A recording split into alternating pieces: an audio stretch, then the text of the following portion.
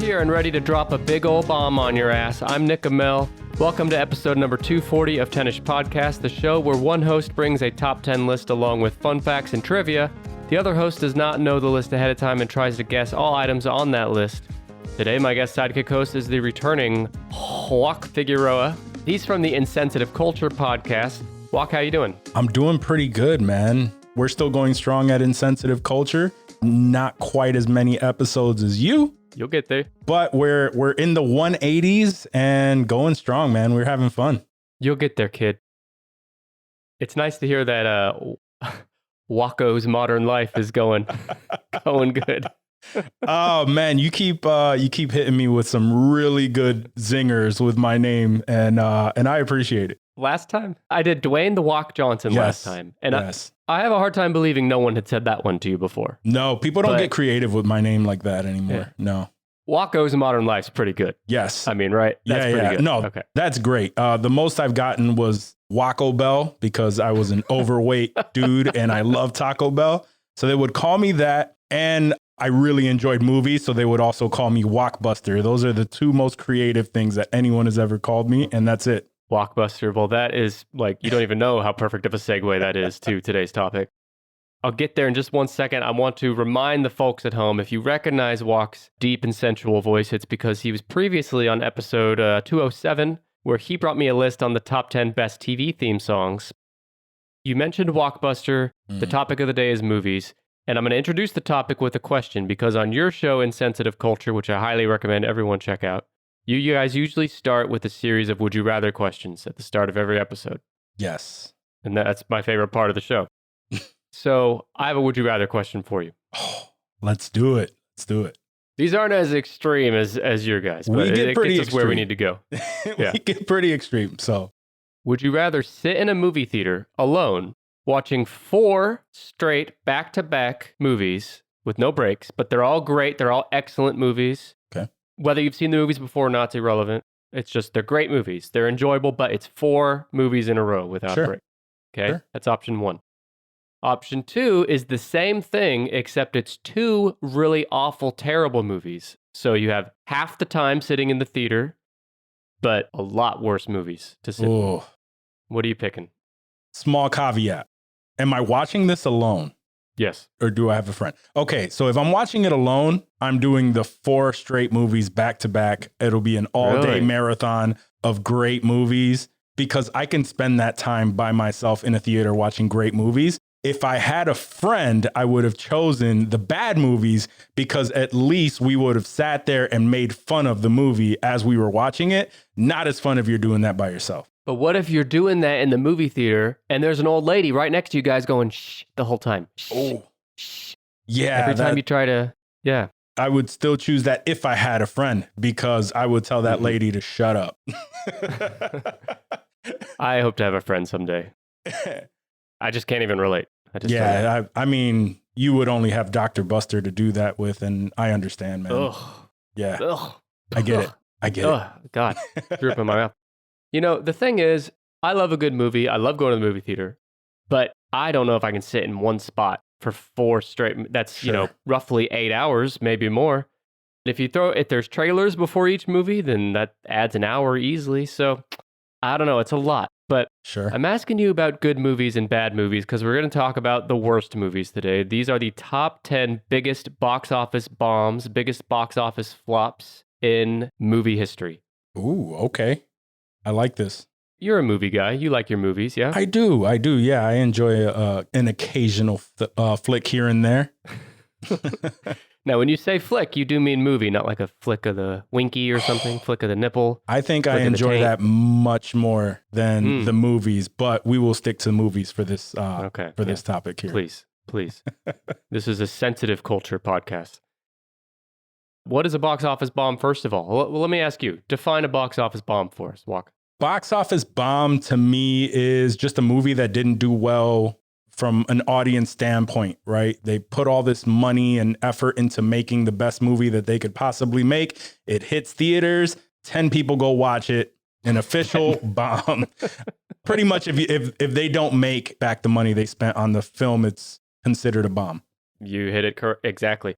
I do like the idea of like, most movies are hundreds of people working on it, maybe even thousands for the biggest movies. I don't know, but at least hundreds.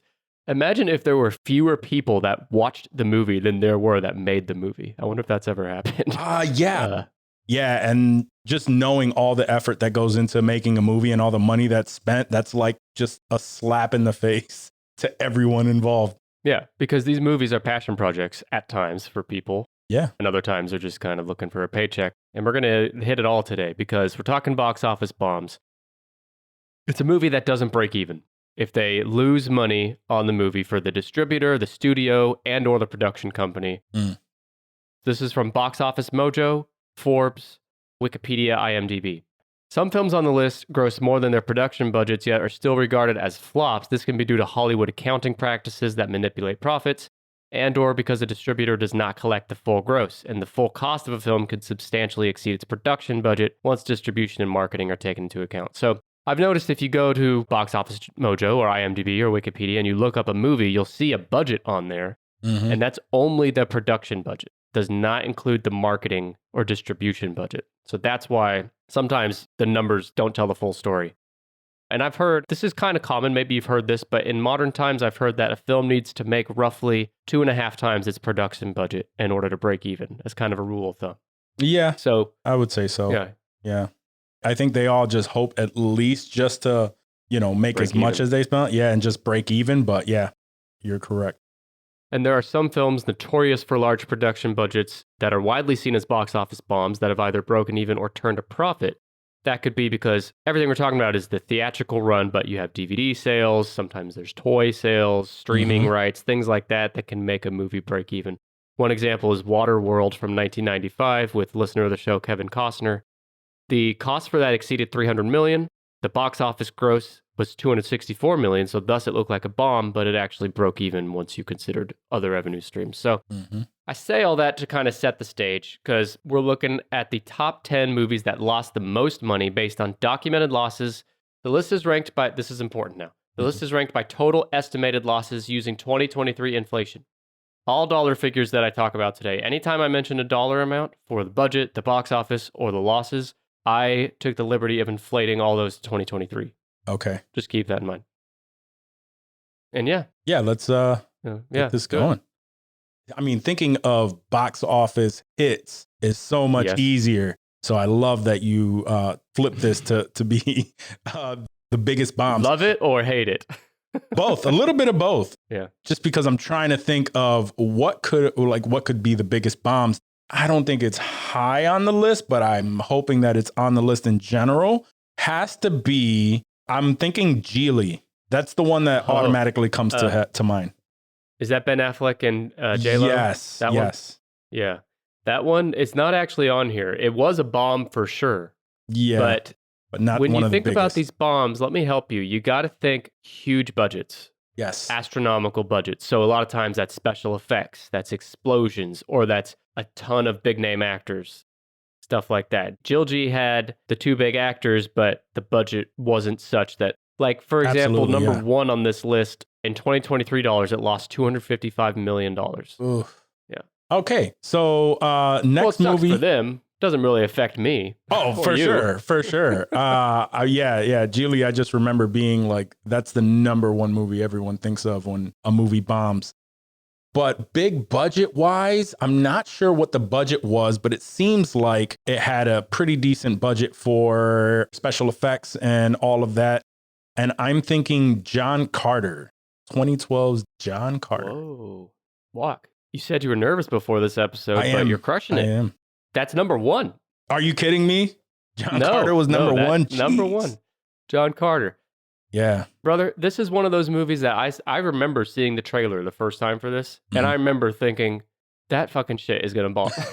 Like, do you remember that when it came out? Like, Yeah, I remember the trailer. I'm not a huge fan of Taylor Kitsch, I think is pronounced. Yeah. Not a huge fan of him. I know I've seen him in like some smaller roles, but that wasn't a big draw for me. Those type of movies, when it comes to like alien stuff and like battling, I either know that character or I just don't care. You know what I mean? Like it really has to be out of left field. the concept behind it to make me go to a theater and watch it. And it probably was a decent movie after everyone saw it, at home, but not enough people went to the theater. It's really interesting. And I'll get into in a moment what most people kind of pin the blame on for why it bombed. Okay. The movie came out in 2012. It's a Disney film. And I'll give you a hint for this list. There's a lot of Disney on the list. The production budget, $354 million. Again, every dollar amount I give today is adjusted for inflation. And that's one of the most expensive movies ever made. Barely more than that in the box office at $381 million, but when you consider marketing and everything else, it lost up to $255 million, the most of any movie in history. It's based on A Princess of Mars, the first book in the Barsoom series of novels by Edgar Rice Burroughs. It chronicles the first interplanetary adventure of John Carter, played by Taylor Kitsch, and his attempts to mediate civil unrest among the warring kingdoms of Barsoom. Gross. I don't know, something about the name, too. Can you think of an example of a super successful movie franchise? Because this was supposed to be the launch of a franchise. Sure. That is just a person's name. Just a person's name other than John Wick? John Wick, I guess. Yeah. And it's such a common name. It's like naming a movie John Smith. I don't know. Maybe I'm being too harsh. Yeah, no, John Carter it definitely doesn't draw me in like John Wick does. And not even, I mean, John Wick probably doesn't either. But the premise of that first movie really was good. Yeah, it was great. Now it's kind of getting into the Fast and Furious kind of thing, where they're leaning into that. Oh my God. Where I'm kind of like, okay, this last one, you should probably stop here because it's just going to get way too stupid after this. But no, it was good. Well, John Carter's not good. No, John Carter sucked. So this was supposed to be a trilogy based on this series of books, but due to his poor performance, Disney canceled it, obviously. And John Carter's failure has been attributed to its promotion, which has been called, quote, one of the worst marketing campaigns in movie history. On the 10th anniversary of the film's release, The Hollywood Reporter's Richard Newby considered its long-term impact, observing that it, quote, changed the film landscape, not just the way anyone intended to. It was the moment Disney became the servant of sure bets, and Hollywood realized star power was truly gone. That was when we entered the age of name recognition, where familiar characters and concepts, Jedi, superheroes, became worth more than any actor's name. Yeah. And I thought that was super on point, because we're in an era now in 2023 where every movie or almost every movie is either attached to existing IP and it's chasing a franchise. Like there's very few anymore, just like standalone original idea movies. It's always a derivative. It's a superhero movie based on a comic. It's relaunching a franchise like Twister 2's coming next year, shit like that. I don't know why they're doing that. I think that's the point being made here is like Disney and the other studios, they're not going to take a chance on a John Carter very often anymore because it fucking bombed. Yeah. I enjoy a lot of those movies. I know you got superhero fatigue, you said a very long time ago, but it doesn't seem to stop them. I'm thinking a lot of people nowadays have superhero fatigue. Some of the ones that come to mind right now are pretty recent. I don't know if they're high on the list, but movies have been bombing lately when it comes to like superhero movies. So maybe we're getting another shift back in the right direction. I just don't see them stopping that train anytime soon. Well, it's kind of like if Disney puts out a Star Wars movie, I guess other than Solo, which kind of bombed. But other than that, like if Disney puts out a Star Wars movie, it's gonna, like, why would they stop? They're gonna keep doing it until it doesn't work anymore. They would, yeah. Yeah. Pretty much. My last thing on John Carter, random note, but I read that while filming at Big Water in Utah, the crew accidentally discovered a 60-foot long sauropod dinosaur skeleton. Oh, jeez. They were filming this shitty-ass movie, and they came across a 60-foot skeleton. That is awesome. Dinosaur. I mean, something good came out of it then, I guess. Yeah, it's the only good thing. All right, well, that's John Carter, number one. All right, so let's think again. Now, I know it was recent, a little bit more recent. I know it bombed, but I'm not sure the amount that it bombed. So I want to guess Shazam 2. Okay, Shazam 1 was the one with Shaq, right? I think that was like the... Oh, you're thinking of... I'm thinking of Kazam, I think. Kazam, yes, right? yes. Yeah. Shazam 2 is part of the DC universe. Yes, yeah, with Zachary Levi. That's right. Yeah, that's not on here. Okay, all right. Can you tell I haven't seen that? I mean, I got a quarter through that one, and it was not my jam, which made me kind of sad. But let's see. There's actually, I'm just double checking, but I believe, there are no superhero movies on this list, believe it or not. No superhero movies. Okay. Yeah. Okay. There's a movie with Channing Tatum that seemed like it was a huge budget. Channing Tatum and Mila Kunis, Jupiter Ascending. Oh my God. I didn't think you'd guess that. It's number 20, actually. Okay. But I remember when I was putting this list together, I'm like, I've never even heard of this shit. What is this? There's no way Joac will guess this. And then here you are. It's like the third thing you guess. Yeah, Jupiter Ascending, it looked very, very ambitious. He has elf ears. That was another one that I saw just because, I don't know, because I'm into weird movies like that I'm like, oh, let me give it a shot. And it was not memorable. But, you just remember the bad ones. Yeah. You remember the best ones and the worst ones. Like Correct. all that shit in the middle is... It's just Well, we just live in content overload world these days. So many movies, so many TV shows, so many podcasts, so many books. Like, I don't know how any of us are still walking around. There's way too much stuff out there. Let me point you in the right direction here. Let's talk about this one. I've never seen it. I don't know much about it, but this had the most interesting notes. So it's a movie from 1995. It's about pirates. From 95 about pirates. Huh. Any other clues on that? There's really no A-listers in this. That stars Gina Davis, Matthew Modine, and Frank Langella. Gina Davis? What pirate movie has Gina Davis? Yeah, I don't even know. Matthew Modine is the guy that plays Eleven's dad in Stranger Things. Oh, I know who you're talking about. He's like the biggest name in this. The plot is a female pirate and her companion race against their rivals to find a hidden island that contains a fabulous treasure. Yeah. Okay. Do you want me to just tell you? It's just tell me. Cutthroat Island. Cutthroat. I've heard of it. Yeah. I've heard of it. Never seen it. I'd heard the name. I don't know if I'd ever even seen like the cover of it or the movie poster for it, but sure. That's what it is. And this was a monumental bomb. It's number 5. It had 198 million budget, but the box office was 36 million. Oh. Which is 202 million in losses. It had a notoriously troubled and chaotic production involving multiple rewrites and recasts. Mm-hmm. Shooting was delayed for various reasons, causing the budget to spiral out of control. When director Rennie Harlin fired chief camera operator following a dispute, more than 24 other crew members quit. In addition, broken pipes caused raw sewage to pour into the water tank where the actors were supposed to swim. Okay. You ever swam in raw sewage, Joac? That sounds horrible. I've never had the pleasure of swimming in raw sewage, although I'm not opposed. Not opposed? No, okay. No. Depends on the situation. I need to bring you a would you rather. Would you rather sit through 40 terrible movies back to back alone in a movie theater or swim for 1 hour in raw sewage? I would do the 1 hour in raw 30 sewage. minutes. 30 okay. minutes. Yeah, you really minutes. would? Yeah. Then 40 movies back to back in a theater? What's wrong with you, Joac? You're going to die. 40 movies back to back? You could die. I could die in that theater. They'll bring you popcorn and shit. Oh, man. I would. Can I sleep? Tell you what, they'll give you an 8-hour sleeping break halfway through. All right. Yeah.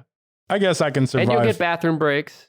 That'll take, oh my God, 40 movies? That would take, oh my God, that would take like a little less than a month, man, to just like get through, man. 1 hour, just get it over with. No, I don't know if I'm with you on that, but okay. So there were raw sewage that poured into the water tank where the actors were supposed to swim. And these, prima donna actors, they didn't just suck it up and swim in the water. They had to get new water, of course. Yeah, of course. The first week into production, the film's original cinematographer, Oliver Wood, fell off a crane and fell into one of those water tanks, breaking his leg. Oh my God. This movie just can't catch a break. And then get this, the director, what was his name? Rennie Harlin, he spent $1 million of his own money to rewrite the script because Carolco Pictures, Never heard of that, but that was the production company. They were in debt and they couldn't give him any more money. So he spent his own money to finish this movie. Yeah, that's horrible. And it still fucking sucked. Seems like the biggest break that movie did get was his leg. Ba-dum. I'll add that in there. Listen to these guys that turned this shit down, and I'll bet they're glad they did. These people were approached for the star role that eventually went to Matthew Modine. Okay. Tom Cruise, Keanu Reeves, Russell Crowe, Liam Neeson, Jeff Bridges, Charlie Sheen, Michael Keaton, Tim Robbins, Daniel Day-Lewis, Gabriel Byrne.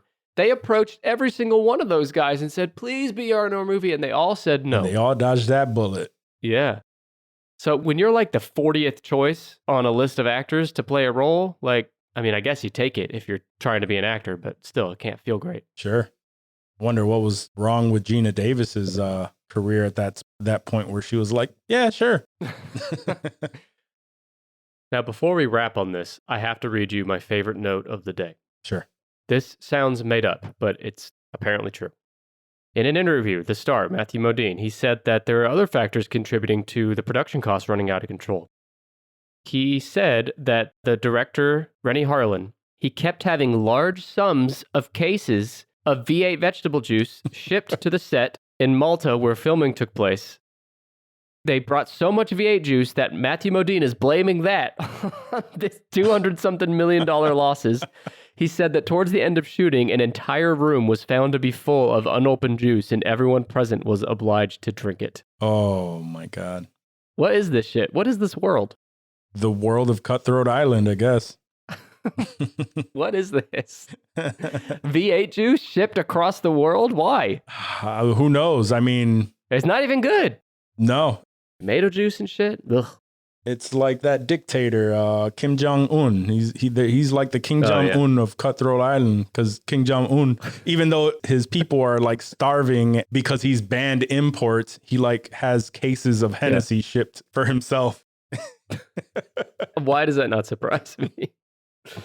Very random thought, but I was like, oh, so, but I enjoy Hennessy, but it's because I'm Puerto Rican and I'm from the ghetto, so. Well, and it's not V8 juice. And it's not V8 juice. Like, that makes more sense to me than V8 juice. It is gross. I've never bought V8 juice. A V8 Splash maybe back in the day. A little throwback, but that's it. V8 Splash. Throwback. Yeah, if you regularly drink V8 juice, just fucking unsubscribe. Seriously. Please do. This might come as a shock to you, but there are actually a lot of fuck-ups on these episodes before they get magically cleaned up and edited by yours truly. Well, if you want to hear all those fuck-ups, our latest blooper reel just dropped, featuring various fuck-ups and outtakes with me and my various sidekick hosts.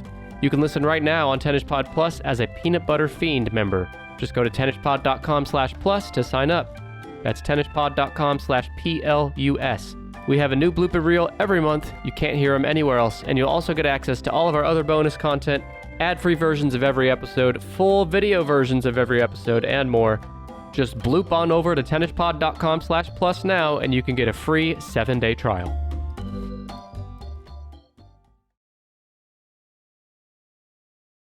There's another pirate-esque movie in the top 10. Ooh, pirate-esque movie.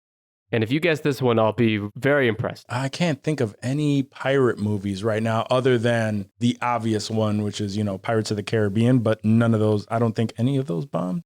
No, definitely not. What year? What year did this come out? 2002. 2002. A pirate movie from 2002. And I'll give you a big hint. It's animated. An animated pirate movie? Nothing. Yep. I hate pirate movies, apparently. Well, apparently the world does too, because number 6... Well, let me give you the stars. Sure. Brad Pitt. Okay. Wow. Catherine Zeta-Jones. Michelle Pfeiffer. Not ringing a bell. All right. Well, aren't you going to feel dumb when you forgot legendary animated pirate film Sinbad, Legend of the Seven Seas? Oh my God. The cover came to my head as you said that. Mm-hmm. I can think of the cover, but I've never seen it. Same. Obviously, nobody did either. No. Well, when I was doing research and I saw that name written like in text, Sinbad, Legend of the Seven Seas, I was like, what the fuck is that? Was that Sinbad the comedian? And then when I clicked it and I saw the cover, and same as you, I'm like, oh, I remember this piece of shit. Even as a 12-year-old kid, I wasn't going to go see that. No. Number 6, it was made for $103 million, which if you have an animated movie that costs 103, I don't know, you're doing something wrong. And it grossed $139 million at the box office. Total losses when including marketing costs and everything else came to $197 million in losses. It almost put DreamWorks out of business. Wow. The only reason they didn't go out of business is because Shrek came around 1 year later. Good old Shrek, yeah. It covers the story of Sinbad, voiced by Brad Pitt, a pirate who travels the sea with his dog and his royal crew to recover the stolen book of Peace from Eris to save Proteus. Who gives a shit? All right. It's like nobody cares about the plot. No, that sounds horrible, by the way. Yeah. It's sad because Brad Pitt, doesn't have too many misses in his career, but this is one of them. That and maybe Cool World. Which one was that? Have you never seen Cool World? Cool World? It was a 90s movie. He was young. It was him and I think it was Kim Basinger. I actually used to like it, but it was one of the first movies other than Who Framed Roger Rabbit where it mixed animation and real live action. And he like went into this world and it was more raunchy than Who Framed Roger Rabbit, but I remember it vividly as a kid. At one point, I just remember that he was a real live person and Kim Basinger was a cartoon and she seduced him and had sex with him and that turned her into a real person. Oh, baby. It was a very wild movie, and I can't imagine that was a hit by any means, but apparently if it didn't make this list, it wasn't that bad, right? I'm looking at it. It was a complete bomb. The tagline on the movie poster says, Hollywood, if she could, ... and she will. Which apparently, spoiler alert, is this animated female fucking an actual Brad Pitt. What a time to be alive. Yeah, okay. So Cool World, Brad Pitt. I'm adding that to my must-watch list. I've never seen it. Please do. You will enjoy that. But about Brad Pitt, he was Sinbad in this shitty bomb movie. Mm-hmm. He said Brad Pitt wanted to make a film that his nieces and nephews could see, which they probably couldn't see Cool World. He explained, this is a quote from Brad Pitt, "They can't get into my movies. People's heads getting cut off and all that." Like, what's in the box? Yeah, I'm guessing he's talking about Seven. He says something like that. Who knows how true it is, but this movie fucking sucked, and I'm sure even niece and nephew were embarrassed to tell their friends that Uncle Brad was in that. Unless he dragged them to the... Yeah, right. Yeah, I'd never seen it. Even as a kid, it just looked horrible. The animation didn't look on point. Nah, I'm good. Same here. Let's see. I have another movie that comes to mind because I remember at the time that was all of the, like they really tried to push it. I thought it looked very stupid. It stars John Travolta with a stupid like Klingon ripoff looking costume. Battlefield Earth. Paris with Love? That one too. Battlefield Earth is what I'm thinking. But yes, From Paris with Love also. I never saw it, but I just remember he had like a really stupid looking mustache or something in that. John Travolta, man, I could go on him. But Battlefield Earth, definitely a huge bomb, not on the list. Oh. These are good guesses. This shows me like you kind of know you're in this world, but no. Yeah, no. This is the bomb question. Wrong. That's why I like the fact that you like threw this at me as a bomb, because I can think of all the better movies that are out in the world. You can think of all the hits. Yeah. Bombs. Let's knock out this. There's one more animated film on the list. Okay. One more animated bomb. I'd never heard of it, but it's a Disney movie from 2011. Ooh. It's Disney, not Disney Pixar, right? Do Pixar movies even bomb? Probably not. Actually, I was wrong. There's two more Disney movies on here. One of them is Pixar. So yes, Pixar movies do bomb. Okay. The one I was talking about from 2011, I don't think is Pixar, but couldn't promise that. It stars Seth Green, Joan Cusack, Mindy Sterling. Seth Green and John Cusack. Jeez, I haven't. No, Joan Cusack. Oh, Joan Cusack. Oh, that's even worse. Let me give you one word from the title and see if you can. Okay. Let's do it. Moms. Moms. An animated movie with moms. See, this is the anxiety that I was starting to have before we started recording. And guess what? I'm leaving it all in here. I'm leaving in all the uhs and the hmms and the man. What is that movie? I'm not cutting any of it. The people need to know. Who knows? Mom's giant ass. I don't know. It's not Pixar, right? So Mom's giant ass. It's close. That's every Pixar movie. Sorry. Yeah, Mom's giant ass. Wait, we're not talking about The Incredibles here.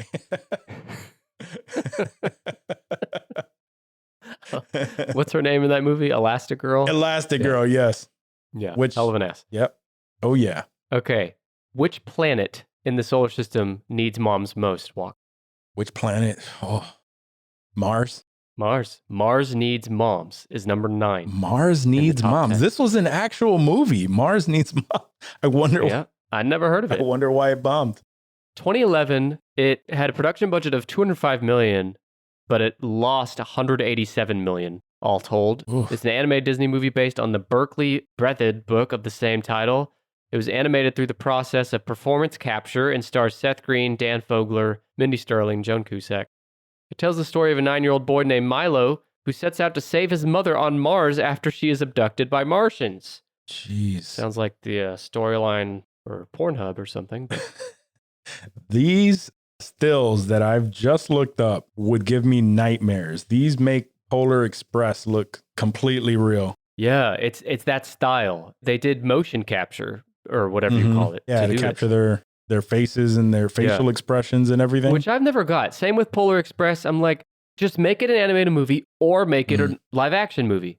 I don't like this, like, where you're trying to have the both at the same time, right? Yeah, it's weird to me. I get that. Well, Seth Green, our man Seth, he described doing the motion capture as physically demanding work. A lot of jumping, running, falling, hitting, spitting. I wore a harness for like 85% of the movie. It was uncomfortable. And they even said he did all this shit for this movie because he's the main character in the movie. Sure. And when it was all done, they ended up not using his voice because it sounded too mature for the character. And they dubbed it over by that of a 12-year-old actor named Seth R. Dusky. And the funny thing is the kid looks like Seth Green, like a young version of Seth Green. So that he does suck even more. Seth Green does a lot of animation. So I'm sure like physicality just wasn't something that he signed up for. Because he does things like, voices for Robot Chicken and Family Guy. Yeah. Yeah. Family Guy. Is he Chris in Family Guy? Yes, he is. Yeah. Yeah. Okay. He has that real voice. Yeah.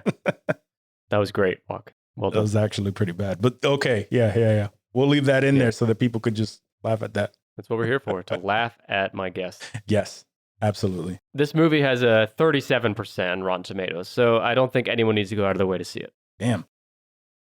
Disney is Disney. They obviously have so many hits under their belt, but I think they've had more misses than hits like the last, 5 years or so, or maybe 10 plus because this movie came out in 2011.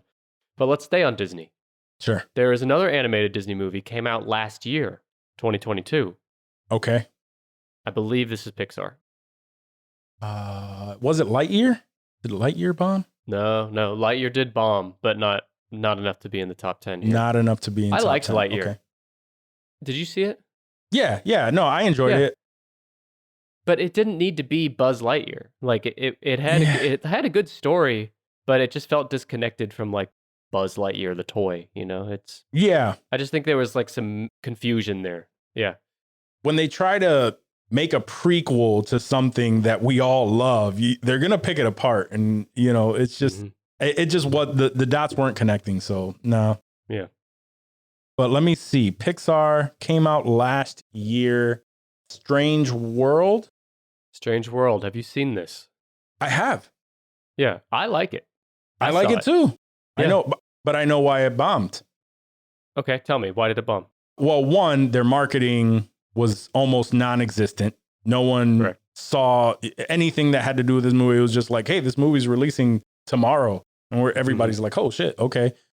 And then we live in a world, society right now is like, there are a lot of people that are, let's say, I hate the term, but like anti-woke. And this is probably the wokest you can make a movie.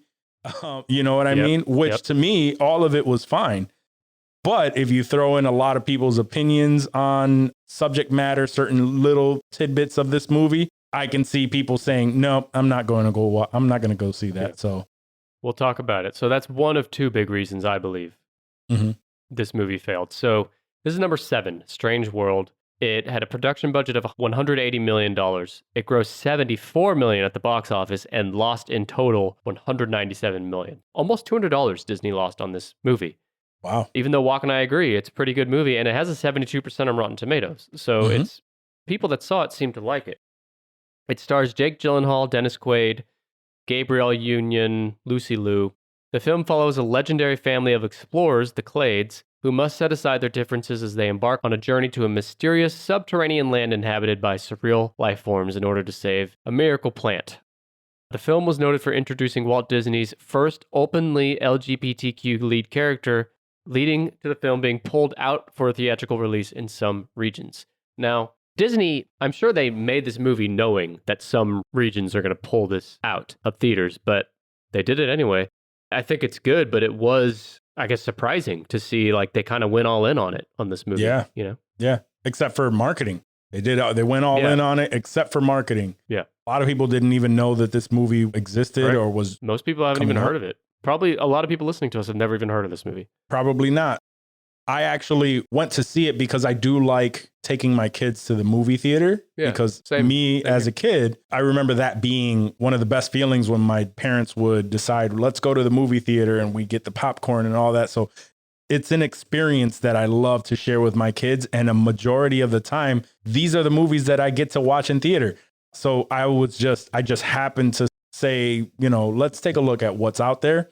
And this movie was there. I had no idea what it was. I saw the trailer just as I was about to buy the tickets. The kids didn't know what it was, and they just didn't market it the way that they should have. Maybe that was strategic on their end because they knew we're at a point now where also there's like a smaller window between theater and streaming. And they knew that once it hit streaming services, they will get the views. I have that here too, where despite being a huge box office bomb, it was a streaming hit on Disney Plus, where it became the #1 film for 19 days straight. Another note here is that 3 Pixar films earlier in the year, Soul, Luca, and Turning Red, all 3 great movies, I think, they went straight to Disney Plus. There could have been some confusion in the marketplace of people thinking that this movie was skipping theaters, when in fact it was not. Yeah. So Disney's had a tough time lately with their animated movies. They had another one, Elemental, last year. That one too, yeah. It was, I think it ended up breaking even, but yeah, it closed. And I enjoyed that one too. Yeah, Elemental was good. Yeah. We're halfway through this list. Let me give you a recap. You're missing 10. You have number 9, Mars Needs Moms, and boy, do they. Okay. You're missing 8. 7 is Strange World. 6 is Sinbad, Legend of the Seven Seas. Okay. 5 is Cutthroat Island. That movie that had so much V8 juice that it bankrupted the company. You're missing 4, 3, and 2, and number 1 is John Carter. Okay. There's more Disney. Are they older or newer? Like, is there anything in recent years? One of the Disney movies is 2015. 2015, okay. Another is 2013. And they both have some really big name actors in it. Okay. This one may not be Disney, but I'm going to guess it anyway just because it popped in my head. The Power Rangers movie? Is that on the list? Do you mean the one from the 90s? No, the more recent one. Did that one come out already? Yeah, there was one and it horribly, but I remember I did watch it and I was pissed off because they don't become Power Rangers until probably the last 15 to 20 minutes of the movie. Meaning that they bet everything on the sequel and they never got to the sequel because nobody liked it. I have no idea. We're coming to see Power Rangers. We're not coming to see fucking normal ass. Aren't they teenagers? Aren't they like high school students? Yeah. I didn't see the newest one. I want to say that the newest one. Yeah. I mean, it still had to do with all of that. But yes, you're correct. Yes, they are high school students. Yeah. So that one is not on the list? No. Okay. Big names, Disney. Let me give you a name. Johnny Depp. I was thinking this. It was right on the tip of my tongue here. It was Johnny Depp And his co-star, I think, has had people on the tip of his tongue too, literally. Yes. All right. So that was a great hint. I was trying to think of his name, and he has the dumbest name of any actor. Whoa. Armie Hammer. What a hot take. The dumbest name of any actor, Armie Hammer. That's it. Our favorite cannibal, Armie Hammer, and his co-star, listener of the show, Tennis Pod Plus member Johnny Depp, who plays Tonto in the movie The Lone Ranger. Lone Ranger. And number 2. Did you see this piece of shit? I did not know. The second that I saw Johnny Depp was playing a Native American, I'm like, no. Yeah, I'm not signing up for this one. You'd think like his publicist would have pulled him aside and been like, I don't know, Johnny. This might come back to bite you. Yeah, no, I'm not. Yeah, I wasn't signing up for that one.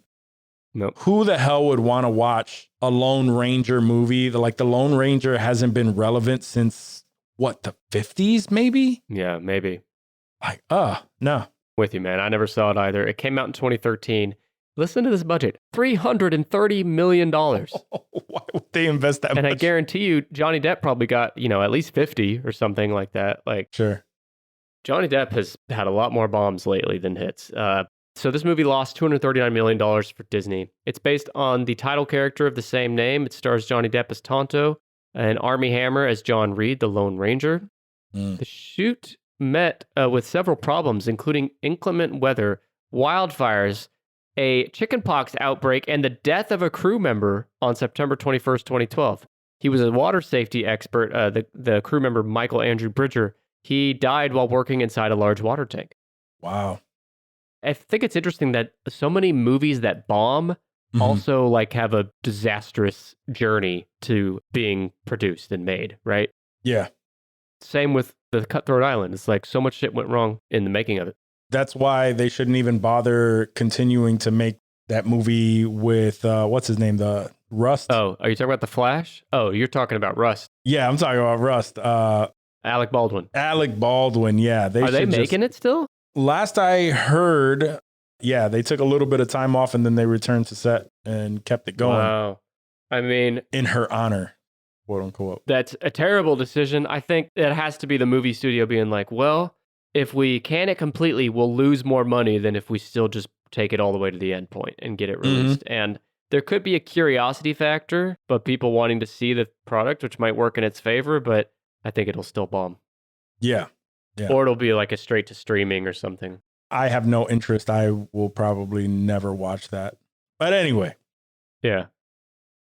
Juac, how much would it cost for you to let Armie Hammer take a taste? Take a taste? Cut off a toe, maybe a chunk of forearm, something like that. If you got me drunk enough, right? I don't even think it would. On V8 Splash. Yeah. Speaking of like Alec Baldwin and Rust, I found it interesting that right after all the Armie Hammer stuff broke, which, when was that? Maybe a year and a half ago, I want to say, when several women accused him of being like a weirdo, cannibal, sexual. Yeah, that was very strange situation. But like 2 or 3 months after that news broke, that movie came out where he's like a big character in it. Death on the Nile, I want to say, something like that. I didn't see it, but I haven't seen it either. And another recent example is The Flash with Ezra Miller. Where like you have these toxic celebrities that are going through so much bad publicity. Like, do you delay the movie? Can the movie release it anyway? Like, that's a tough decision, but they released it anyway. A lot of people were going back and forth with The Flash because of that. The Flash ended up being good, and I don't believe it bombed. It bombed. But did it bomb? Yeah, pretty sure it bombed. I believe it bombed, but... Yeah, right here. The film grossed $270 million, but it was one of the biggest box office bombs of all time. $200 million in losses for Warner Brothers. Oh. So any other terrible, shitty bombs you want to stand up for with horrible, toxic lead actors? What? Well, you a big Alec Baldwin fan? A huge Alec Baldwin fan. I don't care what you say. He didn't do it. No, I'm kidding. He did it. Yeah, anything that Johnny Depp is going to come out, and I hear now we're getting Kevin Spacey back, so oh my why God, not? I saw that. I mean, if someone's willing to take him on, I guess if I was him, I'd do it too. But Yeah. I'm surprised anyone's taking him. Yeah. Yeah. Psst. Want to skip ads like that in the future? Go to tennispod.com/plus. Sign up and you'll never hear an ad on Tennis Podcast again. I'm going to try to guess another one. Is Tenet on the list? Oh, Tenet. Good guess. No, not on the list. Okay. It was like the first movie to come out since after COVID and whatnot. So people were still scared. I saw it. I went and saw it in theaters. No, I waited till it got home. You said there are no superhero movies, right? Not in the top 10. There's a few in the top 20. But not in top 10? Yeah, top 10. You do have, let me give you an actor. Maybe that'll help. Sure. Let's see. Let's do number 10, and that's George Clooney. George Clooney. What year? Or around what time? 2015.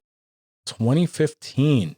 What the hell has George Clooney been in since 2015? I feel like I haven't seen him in so damn long. He really kind of like only pops up every once in a while, as opposed to, a Brad Pitt who's like at least in one movie per year.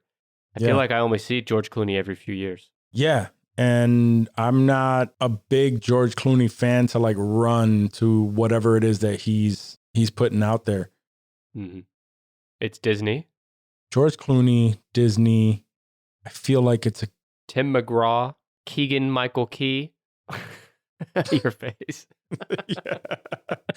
Like, what the hell movie were they all in together? It's, I don't know. Hit me with it. Okay. What is it? Tomorrowland. Tomorrowland. Wow. Okay. You haven't seen it? Have not seen it. No. It was one of those movies when it dropped. I'm like, you know what? I'll get around to that one. And luckily I didn't because no one else did either. It was a huge money loser for Disney. It lost them $185 million in total. In the film, a disillusioned genius inventor and a teenage scientist embark to an intriguing alternate dimension known as Tomorrowland, where their actions directly affect their own world. The movie is known as Project T in some regions, for I don't know why. It's actually based on Walt Disney's, the man Walt Disney, his original plan for a city of the future, the original concept for Epcot. It would have been a centrally located city dedicated to showcasing new technology developed at a nearby industrial park. So yeah, I knew that. That's one thing I've always been interested by, like Walt Disney, and he was huge on this idea of Tomorrowland and Epcot. But the movie did not do well. 50% on Rotten Tomatoes. Consensus reads, it's ambitious and visually stunning, but it's unfortunately weighted down by uneven storytelling. Now it's like starting to come back to me, like just visuals of this movie. And yeah, it just seemed like, I don't know, it's movies that look like they take place in the 1950s, like don't strike me for some reason. Like they try to make it look like a futuristic look into this nostalgic time when everything was shitty anyway. So 1950, yeah, they're still shit in the streets back in the 1950s, I think. But is that specific to the 1950s? Like if it was 1961, would your opinion be different? Yeah. It's strictly the 50s. No, when everything was perfect. It just wasn't striking me. So yeah, I'll chalk it up to that. But it seems like I wasn't alone. So yeah, you don't fuck with it. In other words. No, did not fuck with it. I have a question for you. Sure. If you needed to pick one of these men to be stuck in close, like you're pressed against each other in an elevator or something. Okay. All right, let's go. Brad Pitt or George Clooney? Brad Pitt. Really? Okay. No hesitation on that. No. Okay. One, he looks like he'll have much better conversation. Brad Pitt seems like a very personable guy. He looks like he smells amazing, I guess. You'll just be staring at the floor the entire time because you're like, holy shit, that's fucking Brad Pitt. Yeah, but you're like right up on him in this scenario. You're like your noses are like touching almost. That's how close you are. Oh, so yeah. You can't look down. I mean, I guess you could, but no. Yeah, he's right there. I'm going to double down on Brad Pitt. Yeah. Yeah, I think I would pick Brad Pitt too. I always think about, it was like, I don't know, maybe a year ago when he came out and announced he had whatever that disease was that said he couldn't remember faces. Do you remember that? Yeah. Yeah. Since I heard that, I'm always wondering, like, if I were to see him in public, I don't know, like, he wouldn't even remember. Well, I mean, obviously he wouldn't remember me, but if I did something super memorable, like if I don't even know what's an example of something memorable I could do. If I pulled down my pants and started, if I was Dr. Buster and Dr. Buster was doing a booty clap right there on the elevator, that would be memorable. And Buster got in his face and said, "This is my face, Brad Pitt. Remember this face. I'm the one who booty clapped on this elevator." And then 6 months later, Brad Pitt wouldn't remember him. But then when he saw him, he's like, "Brad, remember you met me?" He's like, "I don't know." And then he booty claps again and he goes, "Dr. Buster." Because the disease he has is about the face, not the booty. Exactly. Right? It has nothing to do with that. The second that he starts clapping them cheeks, he's like, "I know who you are. I remember that day." And then Brad Pitt immediately ejaculates, as we all do. Love it. All right. Okay, so I was trying to think of movies that look like they have huge budgets for whatever reason and just didn't live up to the hype.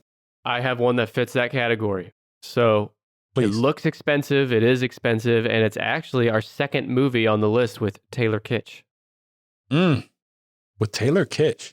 I'm not familiar with any of his movies because he sucks. So let's see. What year? 2012. It's got Alexander Skarsgård. Oh, I do like Alexander. And here's a big hint. It's got Rihanna. Rihanna. Oh, it's starting to. Liam Neeson. Wow, what a cast. Yeah. Oh, Rihanna. My sister actually was an extra in this movie. I'm not even kidding. Holy shit. You were okay. Yeah. Oh, man. 2012 Taylor Kitsch movie. Oh, is it based on a popular video game? Based on a popular board game. Board game. Yes. Battleship. Yes. Okay. Battleship is the 8th biggest box office bomb in the history of the universe. Wow. It had a production budget of $300 million. Sorry, what was that? And you know what? I saw that movie and I thought it was actually pretty good. It wasn't bad. Wow.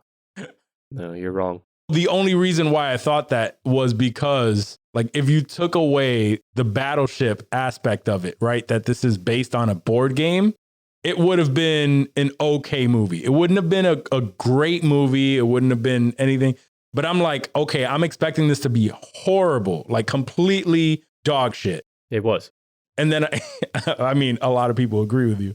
But I saw it and I'm like, okay, this is just cheesy alien battleship kind of movie, but it wasn't too bad. No, it was bad. You're wrong. So the thing is, first of all, it lost whatever studio made this $191 million. What I want to know is who's looking around like their closet and saying like, I got Twister, I got Sorry, here's Monopoly, Battleship. That's the movie. We don't have a Twister movie. Where's the Don't Wake Daddy movie? Yeah. You know, I want the Monopoly movie. Like, where's this shit? Battleship, there's nothing to it. That was the big criticism, is many reviews criticized the, quote, based on a board game concept driving the film. Jason DeRosso from the Australian Broadcasting Corporation Radio's National, whatever, he said he had to admire the film creators jumping through hoops to engineer a sequence that replicates the board game. So it's like, you got the name, and that's where it ends. Well, how else is it based on this board game? You're not wrong. I thought that when this movie came out, but it's not the worst game that you could turn into a movie. I know that Hasbro has like sold their rights as of recently, and I've seen some names being thrown out there of movies that they are going to be making. They're throwing around the ideas of like Monopoly and like Play-Doh. Like I even heard of them doing a Twister it's Twister, right? Yeah. Twister's the mat where you spin the thing and you put like a body part on the color that it lands on. Yeah. Like they're thinking about making that into a movie. And I'm like, why do we have to go this route? Like, just no, this is what we talked about. Yeah. You just summed it all up right there. Why? Yeah. Who's clamoring for the Uno movie? Yes. Who's clamoring for the Yes. That was another one that I saw that they are coming up with ideas for an Uno. Like, why though?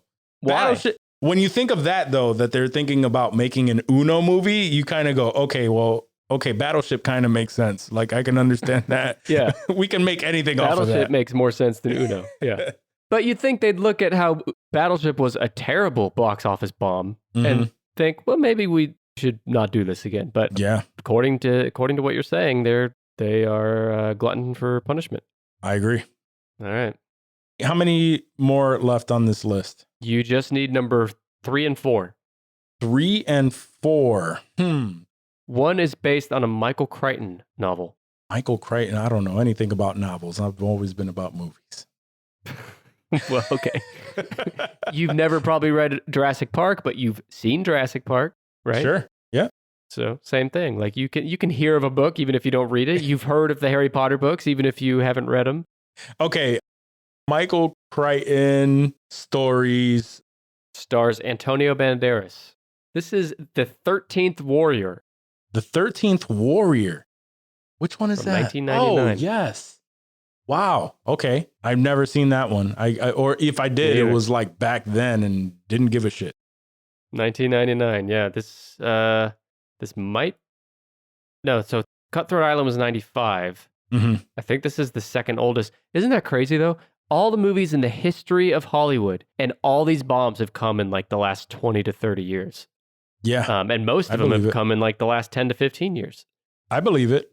Yeah. Back then, it was like you go watch it and it was either good or it wasn't, but no one was really just thinking, like, let me put this out there. Yeah, because of the internet now. Mm-hmm. Yeah. So I can and all see these that. fucking podcasts talking about these movies too. Who listens to those podcasts? Not my ass. Listen to Insensitive Culture, though. Yeah, Insensitive Culture. Find it wherever you get your podcast. So this movie, it lost them $227 million. It's an American historical action film based on Michael Crichton's 1976 novel, Eaters of the Dead. A man, Antonio Banderas, has fallen in love with the wrong woman, and he's sent by the Sultan himself on a diplomatic mission to a distant land as an ambassador. Ugh. I know, it just sounds brutal. It doesn't sound like... Originally titled Eaters of the Dead, which is the name of the novel, production began in the summer of 97, but went through several re-edits after several test audiences had not reacted well to the initial cut. Michael Crichton himself, the author, he took over as director because of the poor test audience reception, causing the release date to be pushed back even more. Yeah, that didn't help. So this novelist, really famous novelist, he wrote Jurassic Park, he wrote a bunch of other famous shit. He sees that this movie is so shitty that he himself decides to step in and direct the fucking thing. Yeah. And it still bombs. So that's not good. Listen to this shit, though. So this movie has a lot of Viking shit in it, and there's a Viking ship that was used in the movie, and that exact ship that was used in this 1999 movie is now currently at Epcot in Disney World, where it is used as a playground for kids.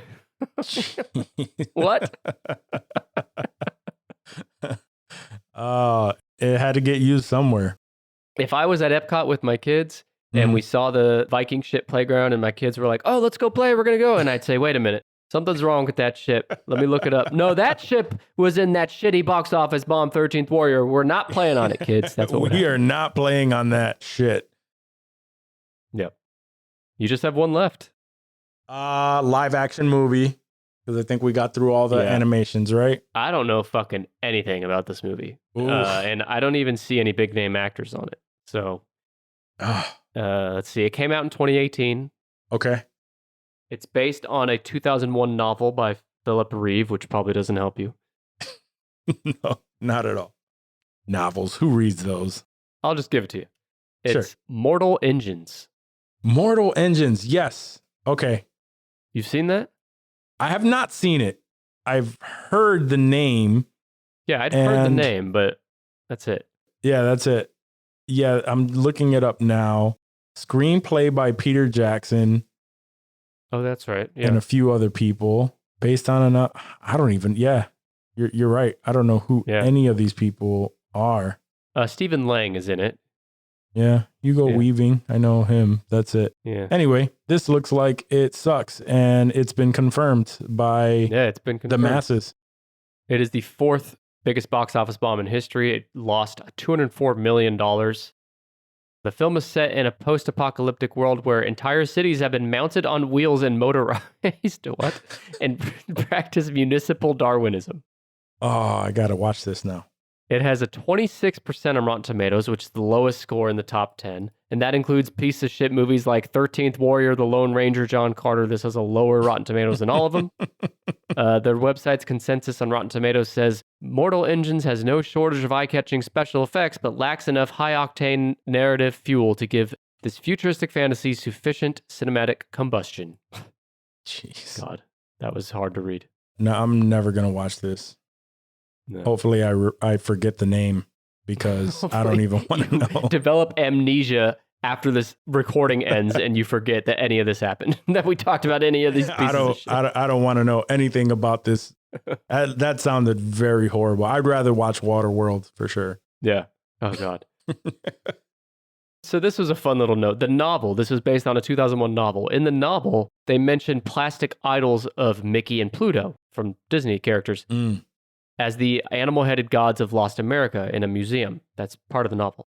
But this movie was not made by Disney. It was made by Universal. So instead, in this scene, in the movie version, they replaced Mickey and Pluto with the minions from Despicable Me because Universal owns the rights to those. Is that a real thing? They did this in the movie? I haven't seen it, but that's what it said on IMDb. So I may have to watch it just to see those pop up. That sounds horrible. A city on wheels, Walk? Who's writing this shit? Like, I don't know. Maybe the book's good. I don't know, but the movie is not, and I don't have to see it to know that. I'm more inclined to watch that Killer Sloth movie that's releasing soon. Yeah, I saw that. What's it called again? Can't even think of it right now. Yeah, I just saw it like yesterday, and I laughed at the name, and now I can't think of it. Killer Sloth. Let's see. Movie. Killer Sloth. Slaughterhouse. Slaughterhouse, yes. Oh, that's so awesome. I might watch that. Slaughterhouse has a 53% on Rotten Tomatoes, and Mortal Engines had a 27. So nice. I'd rather watch that and Winnie the Pooh or Pooh and Blood. What is it? Honey and Blood? Yeah. Blood and Honey. And Blood. I think that's called Call Your Doctor. You have Pooh and Blood. Oh, man. Blood and Honey is what you Blood and Honey, yes. Whatever the heck that movie's called. I never plan on watching that either. Pooh and Blood. It just looks so stupid. But yeah. Oh, Jesus. I'm more inclined to watch that than this Mortal Engines. Okay. Well, I'm with you. Let's go back through the top 10. I'm actually going to start back at number 20. Sure. So we'll hit a few of those that you hadn't guessed. So number 20 is Jupiter Ascending. You did guess that. 19 is Monster Trucks. I don't know what that is. Oh, saw that recently. You saw that? Recently, yeah. It's about a monster that lives in in like this truck, and this dude takes it over, and it's a literal monster truck. It like moves it's very stupid. This I alien don't even know. thing. Yeah, exactly. It's animation. My kids, bro. I don't think you'll be back on the show. Okay. 18 is Terminator Dark Fate. Okay. 17 was one that I thought would be a hit when I first saw it, and that's A Wrinkle in Time, because that's a super famous story. It had Oprah. Oprah, yeah, it had Oprah in it. Yeah, yeah. I didn't know that one bombed either, but that tracks. It does. Final Fantasy: The Spirits Within. Oh, that tracks too. Dark Phoenix, that's your superhero movie in the Yes, top X-Men. 40. Yep. Never saw that one. The Adventures of Pluto Nash. I used to like that movie because of how stupid it was. Is that Eddie Murphy? It is. 13, Titan AE. Okay. That looked like it sucked. 12, King Arthur, Legend of the Sword. I want to say that's Colin Farrell, maybe. 11 is Pan. Yeah, that looked like it didn't do well financially. Yeah. It did not, can confirm. Okay. Number 10, Tomorrowland. Number 9, Mars Needs Mom. So horrible. Number 8, Battleship. Number 7, Strange World. Number 6, Sinbad, Legend of the Seven Seas. Number 5, Cutthroat Island. V8 Juice Island. Number 4, Mortal Engines. Number 3, The 13th Warrior. Number 2, The Lone Ranger. Number 1, John Carter. You know, I was counting during that. 5 of the top 10 or half were Disney movies. Wow. They're taking a lot of chances. Even now, they take a lot of chances. But a lot of those movies also fly under the radar because they'll be straight to DVD now, straight to streaming. I never even remembered that Sinbad movie going to theater. But, you know, whatever. Yeah, they spent $100 million on that shit just for the production. And yeah, terrible. Don't know who signed off on that. I would have advised against it. Even as a 12-year-old, I would have said, I don't know, let's think about this.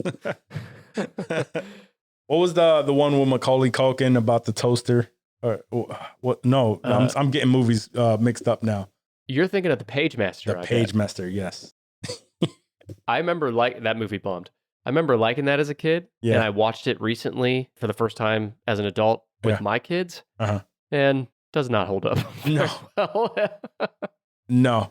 Brave Little Toaster is the shit, though.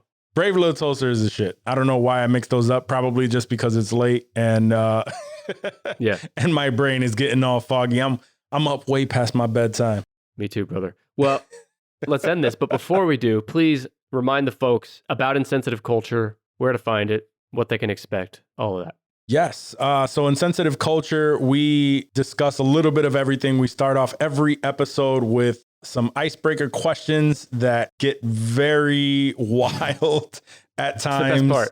Yes. So that's right up front. And then we jump into some regular news topics. And then we get into our Hollywood section where we just discuss like movies that are coming up, anything that we are currently fucking with. And yeah, just a little bit of everything. We have a lot of fun. Everything is very loose, but we have a lot of fun. And yeah, everything is a free for all there. So please check us out. I will endorse Insensitive Culture. It's one of those shows that, you know, this is kind of oversaid, but it really is one of those shows where you kind of just feel like you're in the room hanging out with 3 of your bros talking about all kinds of shit. So yeah, there's a link in the show notes for anyone that wants to go check it out. I fuck with it. And I fuck with Juac. Not literally. We would both fuck with Brad Pitt, though. I'm glad he was here. Absolutely. Juac, thank you for being here, man.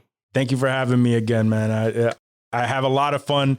I'm sorry that I didn't guess as many bombs as I could have, but that's the beauty in this show. Everyone sucks at guessing, and I love it. Except me. Except for you. Yeah, except for me. You're 1,000 for 1,000 right now. Yeah, that's right. I've never missed a guess. And you, listener, will never miss an episode. Join me next week for episode 241 for a Thanksgiving-themed episode with Dr. Buster, he of booty clapping fame. Until next time, thanks for listening. See you guys.